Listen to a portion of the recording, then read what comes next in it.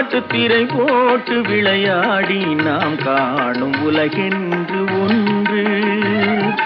தீராத விளையாட்டு திரை போட்டு விளையாடி நாம் காணும் உலகென்று ஒன்று. தூங்காத கண்ணென்று ஒன்று.